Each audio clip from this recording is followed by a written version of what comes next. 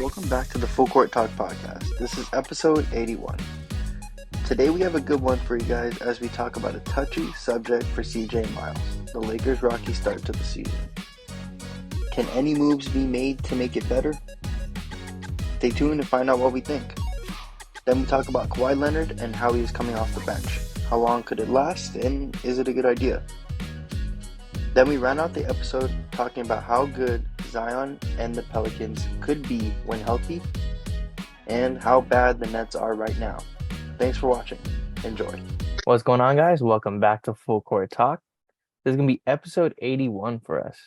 Yes, sir. Shout out Kobe. Shout out Kobe. How you guys doing?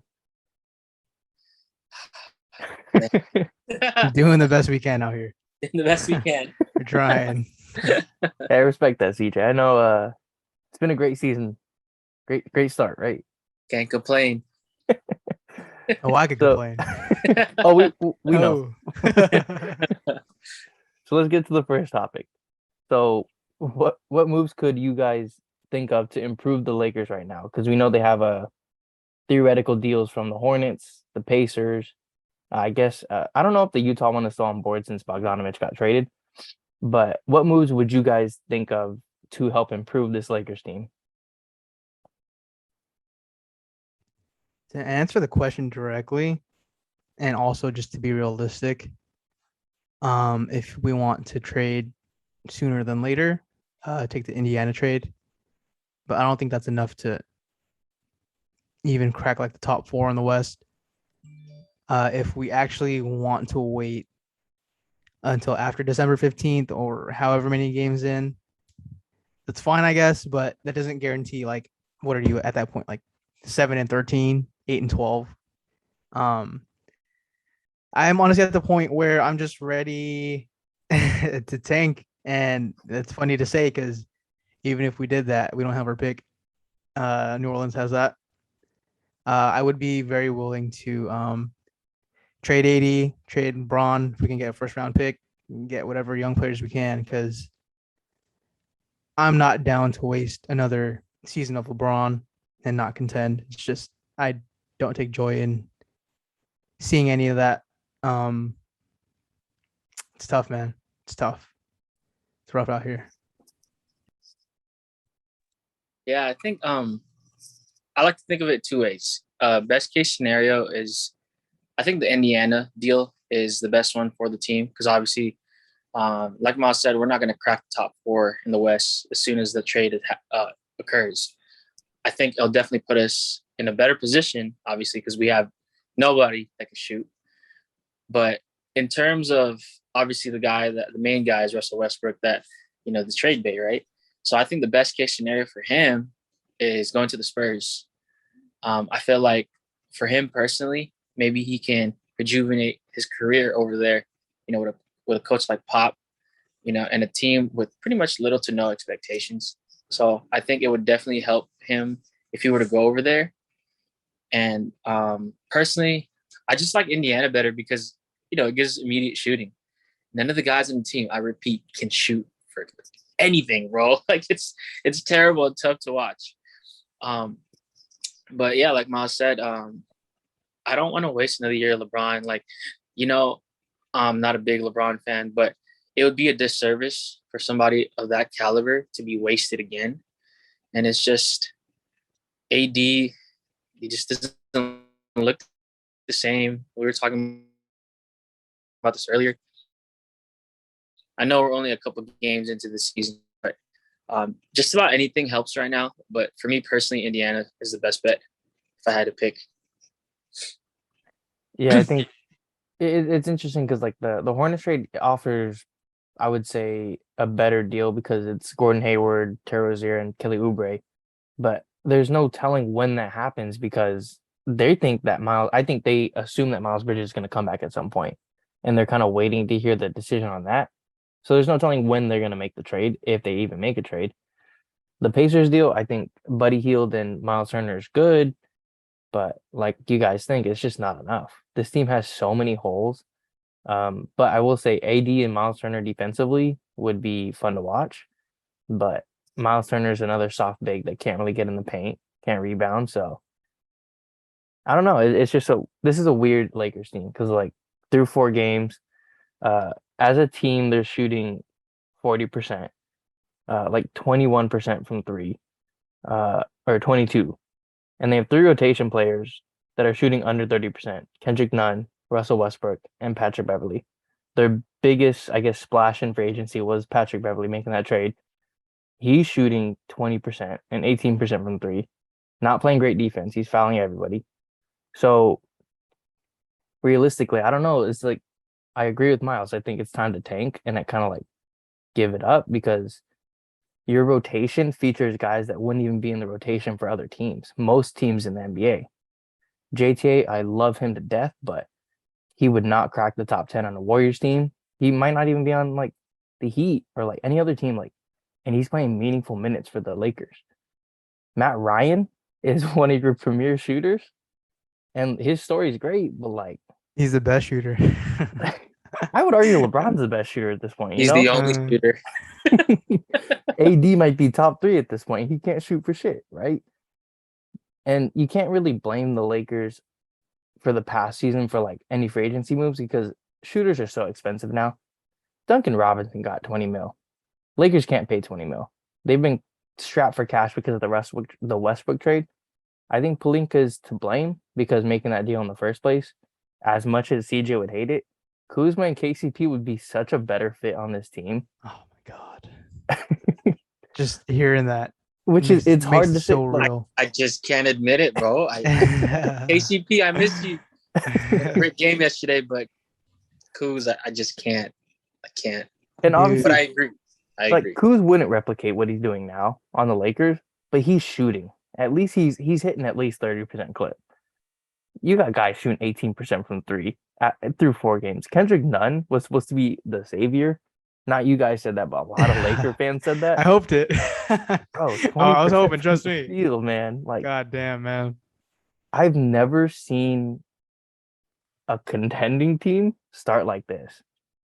And I feel bad for Braun because like he doesn't deserve this. It's bad. Like it's really bad. I don't want to completely absolve him. Again, the main source of everything going on right now is making that trade for Westbrook. Yeah. And that does not get done without LeBron and AD's approval.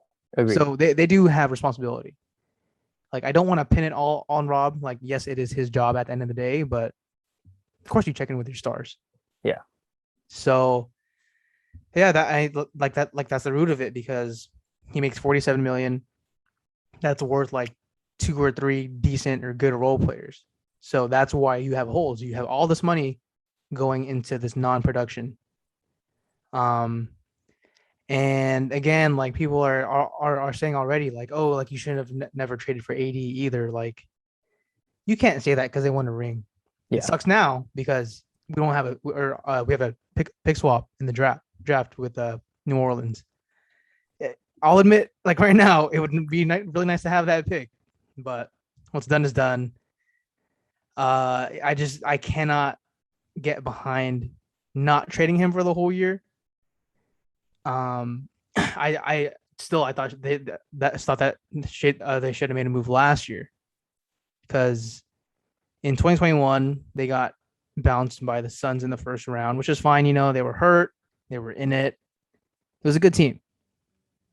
Everything started with last year with Westbrook, and it's oozed into this year and for this season. What does the next 2 or 3 years look like? Because that's what you're looking at. Yeah, I think right now it's just like a revolving door of players outside of LeBron, AD, and Russ. And LeBron, AD, and Russ is not going to carry you through the West. I think honestly at this point, if they really want to make it work with Russ, kind of got to play him at the power forward position because he can't play point guard anymore. Kind of just let him pick and roll, maybe a little, like do what the Rockets did, making him play big on offense. But honestly, at this point, like he took 6 threes in one game. Like that's inexcusable. Like he should not even be taking like 1 to 2 jumpers a night. He should be living in the paint. But the thing is, like, against the Lakers, you can just pack the paint. You can let them shoot those threes because you know they're only going to make 20%. So, Yep. That's the easiest defense to play because you don't expend energy and you live with the shot. So, and yeah, I'm sure Jokic loves it because he just gets to sit in the paint the whole night. And I guarantee a lot of other, like, it's tough. I feel bad for you guys because this is not fun. no, I This isn't appreciate like that. the Warriors when they were bad, because at least we had something to look forward to. James Wiseman, Steph was still Steph. You had things to look forward to. You guys have Matt Ryan. Hey, you It's know tough. what? It's What I tough. will say is this: if I could live through Kendall Marshall being my starting point guard and Chris Kaman laying down on the bench, I can live through this right here, and that's fine. That's fine. It's just being Laker fans, like, you're spoiled with success and championships and getting it done just like that, and it is looking very bleak, but I'd like to hope that change will be made. And there is a lot of blame to be distributed around because it's not just Rob, it's not just Ginny, but I do agree with Myles. LeBron and AD do have some responsibility, and it sucks because I have to go back on my word from last season where I didn't want the Russ THT trade for Kyle Lowry. Man, oh man, man, oh man. That's all I gotta say. I don't know. Kyle Lowry's looking rough too. But I feel like it wouldn't be like this. Yeah. Yeah, and I do have faith that it will get better. Maybe not this season, but post LeBron, post AD. But I mean, just watching the game yesterday, like, every time AD did something, I'm just like, nah, it's whatever. Like, the dude got hurt hanging on the rim, man. So, but it's all right because other teams are in a similar boat, but it's just they don't get as much scrutiny because they're not the Lakers, right? So I think we'll be all right in the long run. But just right now, Scoot Henderson, come play for LA. Fall to the 30th pick or like whatever the Pelicans pick going to be. I don't Whatever know. they give us. Yeah, it's gonna be rough. Okay, on a scale of 1 to 10, how pissed would you be if the Lakers got the first pick, but it went to the Pelicans? Oh man, cannot compute. That would be if that happened. Then I would hear the arguments of we should not have traded for AD Yeah, because yes, you got a ring, but that's like your next 15 years right there. I would even hate that Let's just hope that it doesn't even. It's not even a problem. because Not possible. if they get Wembanyama, then it's Zion, Wembanyama, Brandon Ingram. They have such a stacked squad as it is. Yeah. Adding one more, not fun. Yeah. I personally would not know what to say. I know we got a chip out of it, but if they somehow got the first pick, I feel like I'm getting karma for being a Laker fan. All those years came back for their payment, man. Yeah, in tenfold, bro. Oh shit. I would hope that's the last thing for you guys at that point, because like that would be hard to watch. Anything top 5 would be hard to watch. But Yeah. we'll see.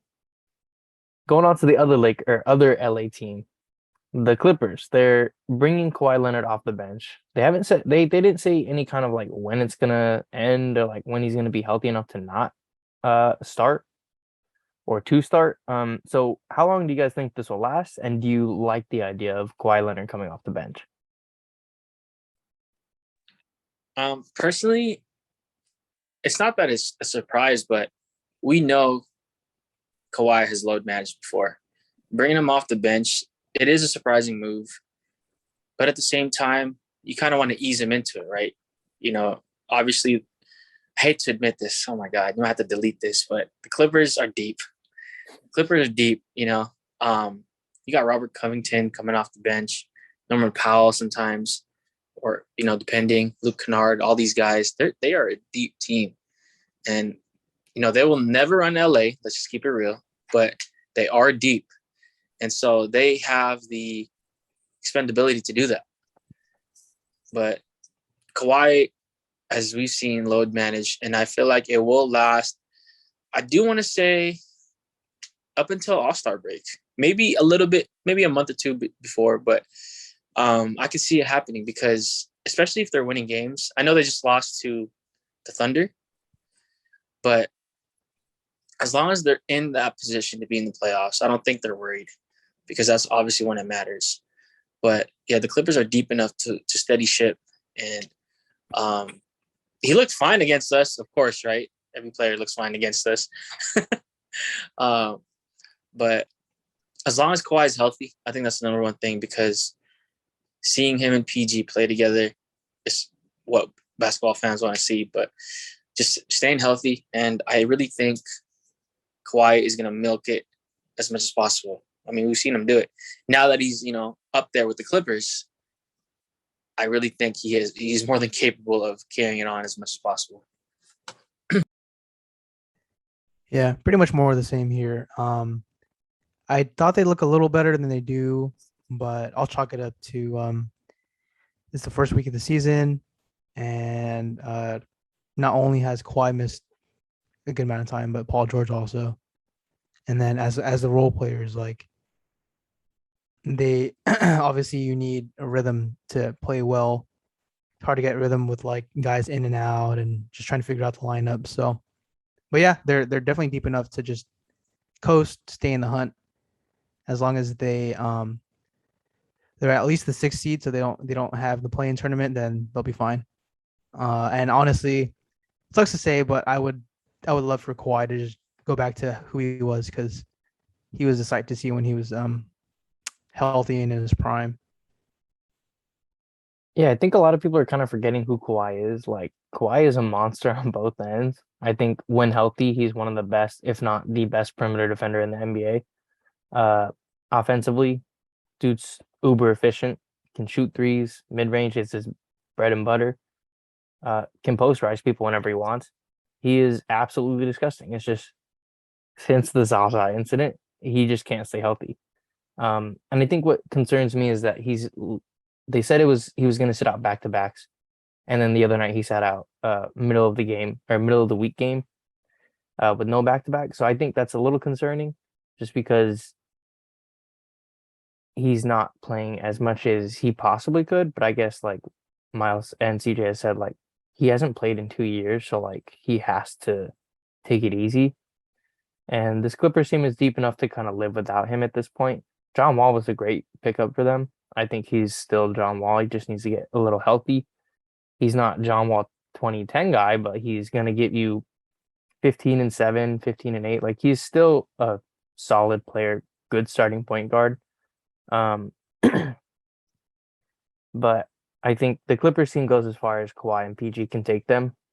They just can't stay healthy. And so I'm interested to see what happens. I think Norman Powell is a great pickup. It's just, can this Clippers team stay healthy? I think that's a huge concern. I don't think they'll run LA, so that's good for you guys. So we'll see. I think I'm kind of hoping that Kawhi comes back just because I think we haven't seen him really full health since like 2019 when he won the championship. So we'll see. But in terms of how long it's going to last, I think it could last at least to the playoffs just because they want to keep him as fresh as he can be and then just let him loose in the playoffs because he's going to have to play every single game in the playoffs. Can't load manage in the playoffs. But it's going to suck when they lose to the Warriors or, because, runs. There it is. Runs to Golden State, right?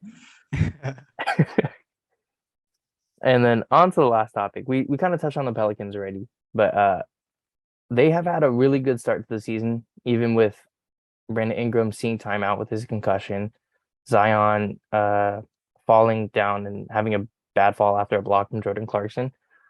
But regardless, they're still winning games. Do you guys think that they could end up being, I think Myles did say this in the last podcast, but top 3 in the West? Yeah, definitely. I've been high on them. Obviously, I'm biased because I love BI. I love Larry Nance. And I'm a fan of CJ and Zion as well. But yeah, they're just built for it. They have all-star level talent. CJ, Zion, BI. They're all young, and I'm sure they would. It matters more to younger teams to have that higher seeding. Those first 2 rounds of home court. So yeah, and who knows? I might be a Pelican fan after a couple games here. Pelicans, Grizzlies, Maverick. No, I'm just kidding. And the Warriors, Who? the champs. That's it. Oh God. I do want to credit Willie Green. I think he's done a tremendous job ever since taking over the job for the Pelicans. And I really like what he's done and the moves they've made as an organization. And I think it's solid for these types of stars, BI, Zion, CJ, to be able to play together, and to be able to compete. And I do agree with Myles. They can be a legitimate top team in the West. Now, as far as making noise in the playoffs, I feel like they might have a run similar to what the Grizzlies did last season. You know how they were the second seed and eventually fell down to the reigning champs. But as long as that core can stay healthy, I think they are more than capable of making some noise in the West. They're young, they're well coached, and they compete. And contrary to what people think, even though they have some guys that seem to be young, players like Jose Alvarado, who are a 4-year player from college, it's just you can't knock on experience. And considering what they did last season, making the playoffs and competing with the first seed, Phoenix, I think that carries over. And like with every team, it's just health.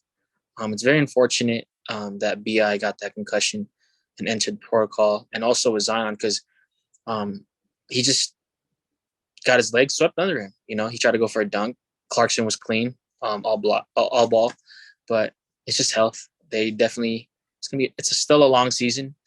They definitely have to steer the ship and make sure that regardless of what happens, that they're in a position to avoid the play-in, right? And so the Pelicans, me, them Duke guys, love them. Also BI and Larry Nance, as Myles said. And I really hope that they can compete because it's better when Zion's playing, right? And so, I think the Pelicans are going to be one of those teams this season. For some reason, like in the past couple of years or so, in the West, there's always been that one team that's just like, wow, they're in the playoffs. Like, these guys are exciting. And I really think it can be the Pelicans this season. Yeah, I agree. I mean, the Pelicans look really good. Herb Jones was kind of the steal of the draft last year. He doesn't put up the points that are impressive. I think defensively, he's just really good, can kind of cover 1 through 5. Trey Murphy was a guy who didn't really play a lot last year, averaging 15 points this year, and he's shooting the shit out of the ball. I think someone that's really undervalued, Jonas Valanciunas, kind of guy that kind of plays under the radar. Didn't really get his dues in Toronto with the Raptors, but he's making a name now. He can shoot threes. He's a great rebounder, good defender, good inside presence. He's a great compliment to Zion because he kind of just holds down the fort in the paint. But as long as Zion can stay healthy, that's a really good team. And I think it's just all down to health at this point. I think Brandon Ingram can stay healthy. CJ can stay healthy. The rest of the team is healthy, but can Zion stay healthy? This last one was kind of a freak accident, but that's a lot to fall on. That's tough. So I hope he can stay healthy because this is going to be a fun team to watch. And I don't want the Warriors to go against them because I think defensively they can cover a lot of teams. And I think they're going to be scary for years to come. You know what they'll call Jose Alvarado? What? Junior. No, I'm kidding. Honestly, it kind of feels like that 2015 Warriors team where their stars just always hurt, and eventually he just figures it out. So hopefully that's how it is for Zion. Even though I don't want them to knock off the Warriors right now, but I think eventually he's gonna have his time. if he can stay healthy, they'll have his time. Like, this is a really, really well built team, and I'm excited for them. Uh, Also, I wanted to ask before we head off, what do you guys think about the Brooklyn Nets? They have played very poorly so far. Ben Simmons hasn't scored double digits. That stayed up tonight too. I think he had 8 points, so season high, looking good. So what do you guys think about the Brooklyn Nets so far? I'd like to follow up with another question. What is defense? Because, bro, they allow so much. It's insane. Just watching that game today gave me all I needed to see. First of all, Nash is just not a good coach. I'm sorry. He's just not. I know former players, most have a pretty good rap sheet when it comes to coaching, right? But unfortunately, it just hasn't panned out for him. And I honestly am surprised as to how he still has a job, considering what went down during the summer, right? And I really respect the Brooklyn Nets for standing by him, but it's just this season. I like Ben Simmons, but I just don't know what happened. Similar to Russ and their jump shots. Like in LSU, he actually had a decent looking jump shot. And then obviously he just fell off. And it looks awkward for him out there. Like it looks like he can't be himself, which is weird because he got two guys around him that if you can get him the ball, they can get you a bucket. And, the Lakers have Westbrook, and I feel like the Nets have Ben Simmons. And what I mean by that is the jokes and the memes and the ridicule all comes to play. And it's a shame because the Nets are 2-2, right? Nets are 2-2. I think they're like 1-4, dude. Oh, they're 1-4? Yeah. Oh, sorry. Bad. The Mavericks are 2-2. I heard it wrong. Well, they're 1-4, but nobody's talking about it, right? And interesting. right? Wonder why. KD, Kyrie led team. I don't know.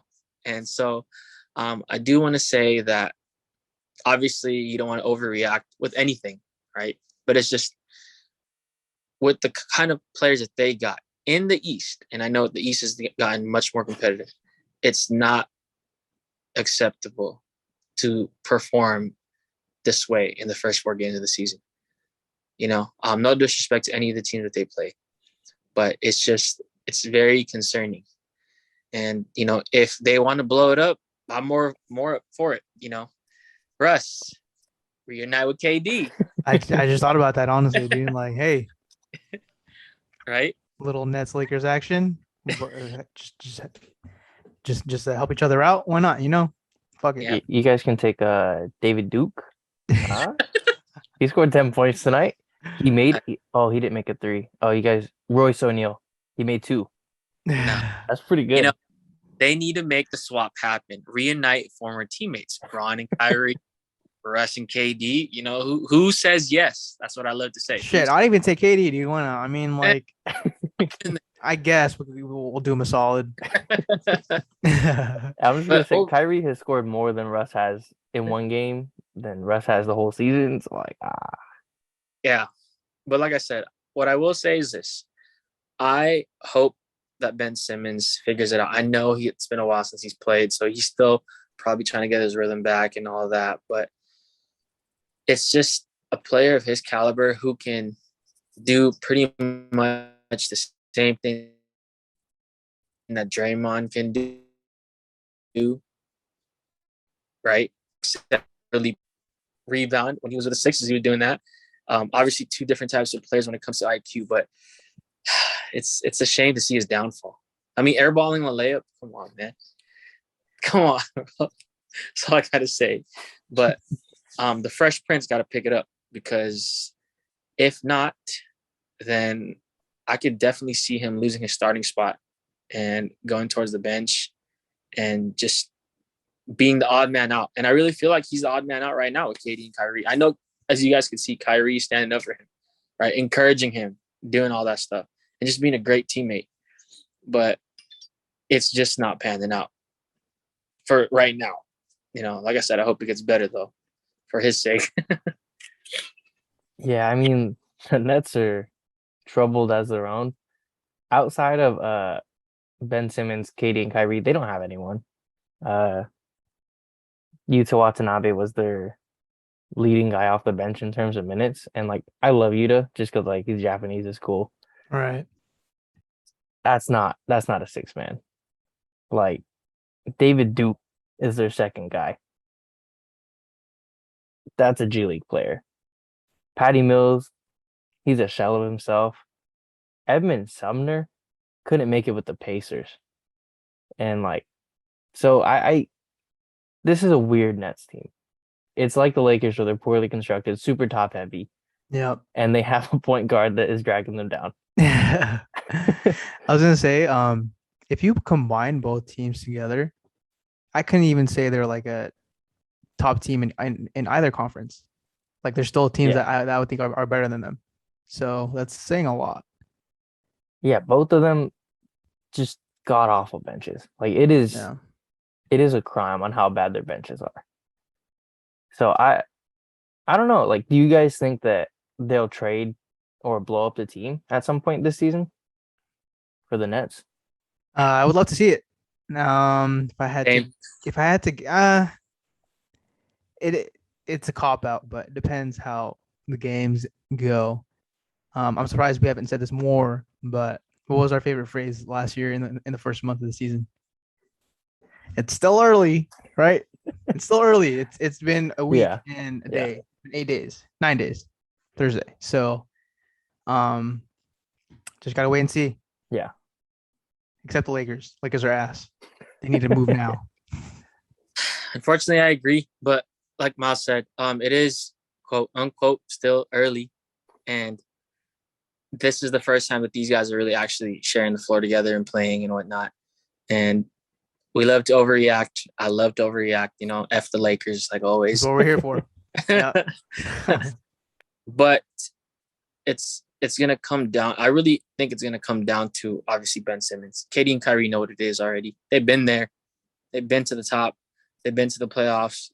Done the whole nine. Ben Simmons got to adjust. And like I said earlier, I would not be surprised if there's a coaching change in the horizon. Because at the end of the day, what happens? The blame gets put on the coach, right? And so I do want to see them get, blow it up and obviously in our favor, right? But it is a long season. 5 games in, which gives you 77 more. And so I'd like to see how patient they are with Nash, the whole team. Yeah, I don't remember the last time a star player has ever been really a good coach. It's usually the role players that become the better head coaches. But I don't know. We'll see. I'm excited to see what else goes on with the NBA. There's always a lot to talk about. Back in the winners column for the Warriors, beat the Heat. So we didn't allow 70 points in the half. I can feel the excitement. I really love it. Full party. He didn't even play well. I think he had like 11 points. It looked like he got benched after he got attacked. Wait, Spence. Let me ask you this though. Yeah. Ty Jerome minutes in the crucial seconds. He is so bad. Like the amount of times he dies on screens just pisses me off when I watched it. He just he gets a little nudge, falls 15 feet behind his man. It is crazy. He made a 3 today, so that's crazy. But yeah, we'll see. That's gonna do it for us for episode 81. Appreciate you guys for coming back. Of course. Yeah, man. Thank you. Yeah. I'm excited for the NBA season, even though it's going to be the Warriors Invitational soon. So, we'll get back to that. Right. Get this guy out of here. Okay, well, that's going to do it for us. So we'll catch you guys in the next one. Peace.